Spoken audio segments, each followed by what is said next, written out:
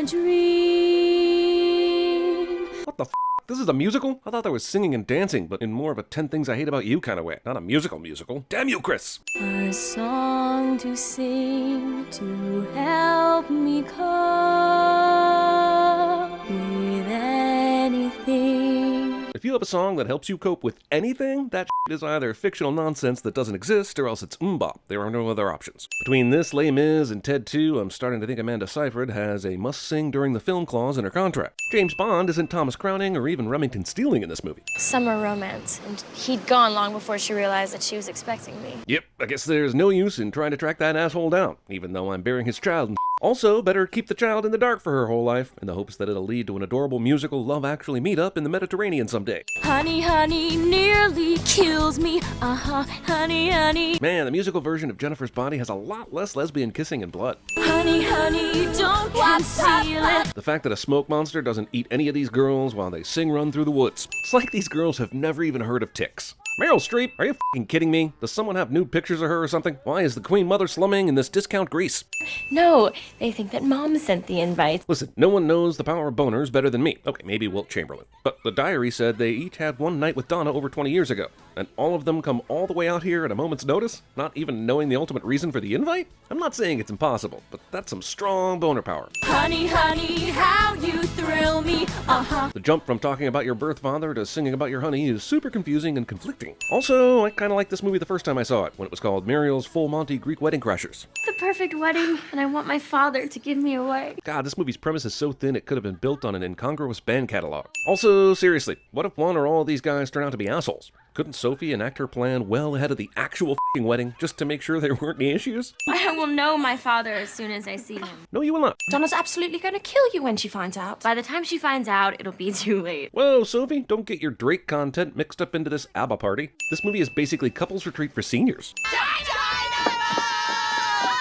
Jesus, I'm pretty sure 68% of this movie is comprised of character introductions. I've heard so much about you. Oh, all bad, I hope. Yes. And all true.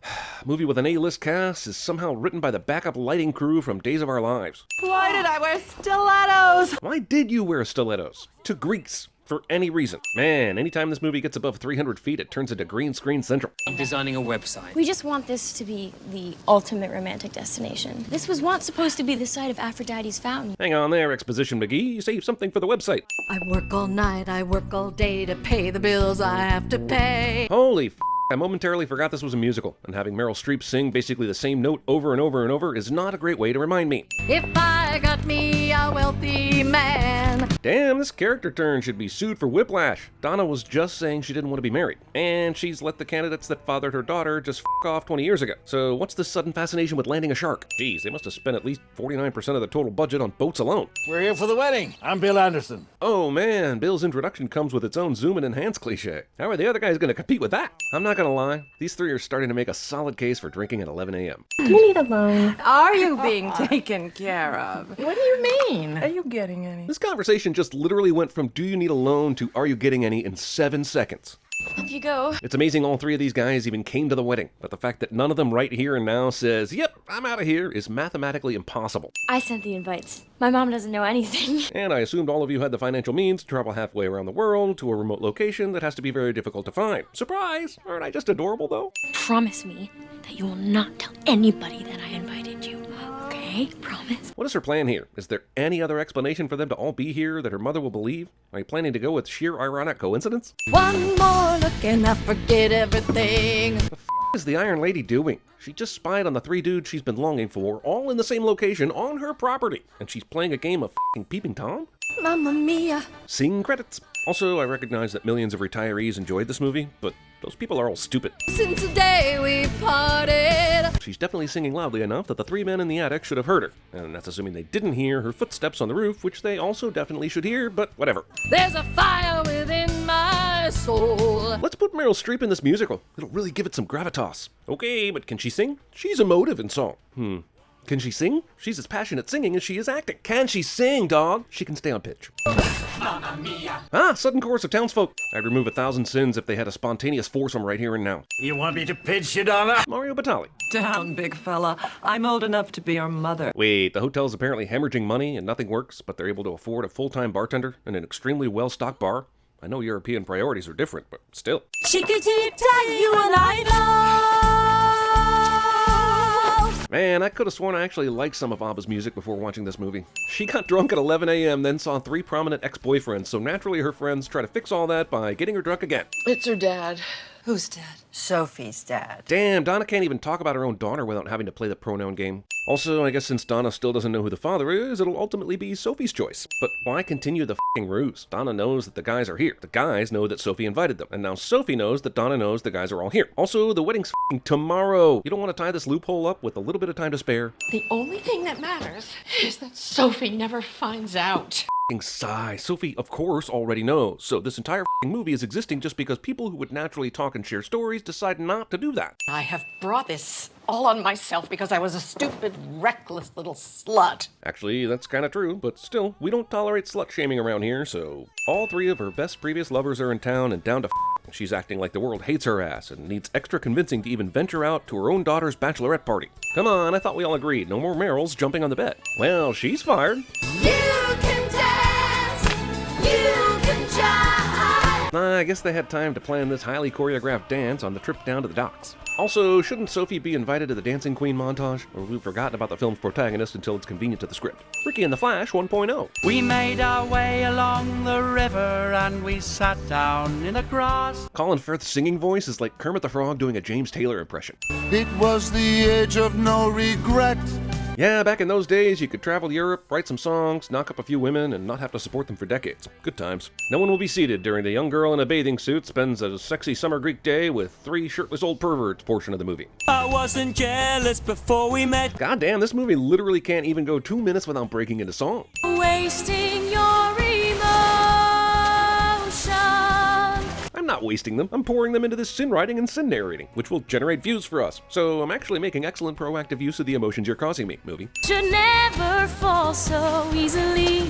This entire sexy encounter occurs within full view of her potential fathers, which should be gross for everyone involved. But I'm just assuming everyone involved has already ingested a large amount of drugs. I feel like Tom Cruise on the plane when Rod Tidwell grabs his hand and starts dance shouting, like, oh my god. Discount Arsenio. What have they ever done for their daughter? There? Oh no, these poor middle-aged, moderately attractive dudes are being tied up and swooned over by young women. Seriously, who the f*** is this movie for? You should wait until she has a few drinks in her first. She's literally been drunk all f***ing day. This is good. It's okay. You have a real talent. She's okay. I don't know who my father is. Oh, I see. These aren't the bridesmaids from the bachelorette party. They're the screenwriter's personal convenience minions. How on earth did Donna get money to buy this place? And why am I asking this while being the featured table dancer during an extremely loud song? Well, you clearly spent little money on the green screen, and therefore minimal money and time was spent on actual grease. You spent none on singing lessons. I guess all your budget went to Meryl Streep and Pierce Brosnan and the boats? What the kind of bachelorette party combo bullshit is this? Lucille Ball, eat your heart out. Last night, you and Sky, what's wrong? I don't know what to do. You don't have to do anything. This movie is just song misunderstanding, song misunderstanding, song misunderstanding. Basically a lot like my sex life. I have 2 grown children. I know something about letting go. Brosnansplaining. Where are those happy days? They seem so hard to find. God bless him, but Pierce Brosnan singing sure does sound like a drunk David Bowie impersonator. Love you gave me, nothing else can save me. SOS. As the first of the former flames to serenade Donna and profess love for her, it's natural that Sam will be the one she ends up with, and probably the ultimate father of the Sophie. But this movie's so boring, I bet I forget that and write a sin later about one of the other guys probably being the true father. How can I even try to go on? Sweet, are we about to get some John Woo gun action? No? God damn it, can't something happen in this fucking movie? This pedal boat is hilariously motorized, which is clear to anyone who ever pedaled on a pedal boat, but no one involved in the making of this movie. But you seem pretty young to be searching for that kind of fun. This Does Your Mother Know That You're Out bullshit is the perviest song to ever perv. This song was busted by Chris Hansen and had to take a seat over there. Let's talk about the blocking here, people. Do you think this is f***y enough, or should we be more overt? School bag in hand. Man, I'd give good money if one of these characters suddenly busts out singing Old Man River, or even something like I Can Only Imagine. Losing her forever. Skip! Those wonderful adventures.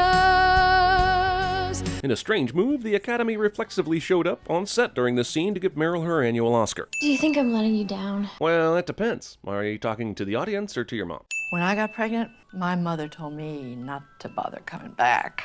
Sounds like a bad mom, for sure, but I can't help but wonder if you wanted to go back, given the life of free love you were living in Greece. Sure, you were pregnant, but I feel like you suddenly calling your mommy at that point is kind of way out of character. I'm surprised your mother didn't reply by saying, "Who is this?"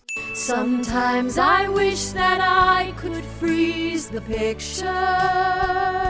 Oh god, not me. I wish I could fast forward this. This movie was nominated for Best Donkey in 2008, and in one of the biggest shocks of the year's ceremony, lost to Gran Torino, and Jack Nicholson said, "Wow." Down the dusty dirt road, the donkey drove Donna's daring daughter to her draconian dedication deed. School bag in hand. Now we are remembering a song she literally just sang 3 movie minutes ago. I don't want to talk. Well, certainly don't sing then. That's gonna take even longer. The winner takes it all. The loser has to fall.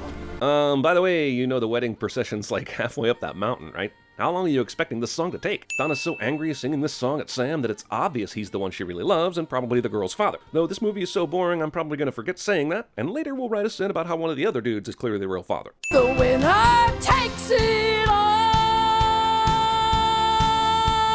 These lyrics, like all the songs in this movie, don't match the story or the characters very much at all. Takes it all? He's had a good life, sure, but she bought a fucking villa in an island and had a daughter and drunk girlfriends, and I don't feel like their breakup left things as lopsided as this song suggests is what I'm saying. Also, whoa, Meryl, make sure to stretch before you pull that Celine Dion fist pump. You don't want to pull a hammy.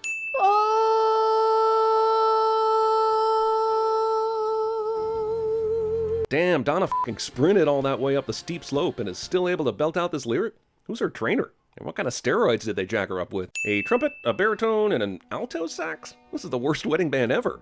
Stan Lee, filming cameos for movies MCU and beyond since 2008. So these other two are here and just decided off camera not to try and walk her down the aisle? What happened to that hilarious misunderstanding subplot, movie? I don't care if you slept with hundreds of men. Honestly, for an attendee, best wedding ever. But I told Lorraine I couldn't marry her, and I came right back. So what you're saying is this movie's biggest misunderstandings have been going on for decades, not minutes? Why am I even surprised? Also, Sam's the first one to speak up at the wedding, which means he's definitely going to be the one that ends up with Donna and is probably also the true father of the girl. Though the movie is boring enough. We can find out if you want. Then f***ing do it. Oh my god, this movie's gonna end with everyone deciding to accept the fact that they are all her father and never find out for sure, and I'm gonna break a motherfucking television. Me too. I'll take a third. F*** a beat, I'll go a cappella. F*** a Papa Doc, f*** a clock, f*** a trailer. F*** everybody.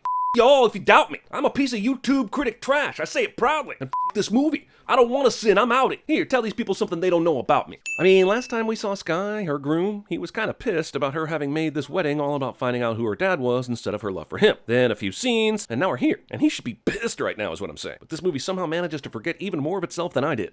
I'm not entirely sure what's happening right now. Damn it, when will the screenwriters stop letting their margin notes make it into the actual f***ing script? I'm a divorced man who's loved you for 21 years. Here's to us.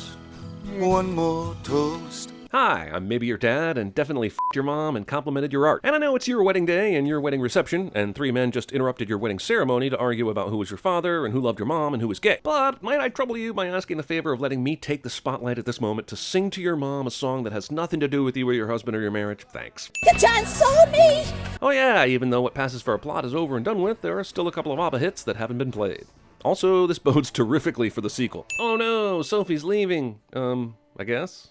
I don't know why she's stealing away under the Shroud of Darkness, but maybe she got a secret scroll she has to deliver to the Prime Minister of Malaysia or something. Safe travels, you.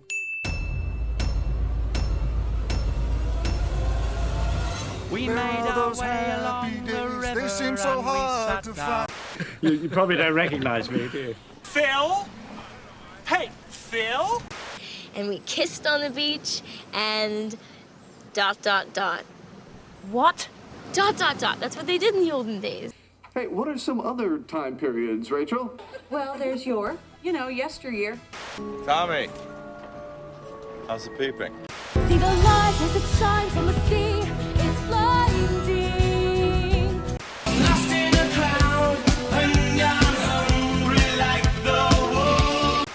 We are laughing. And we are very good friends.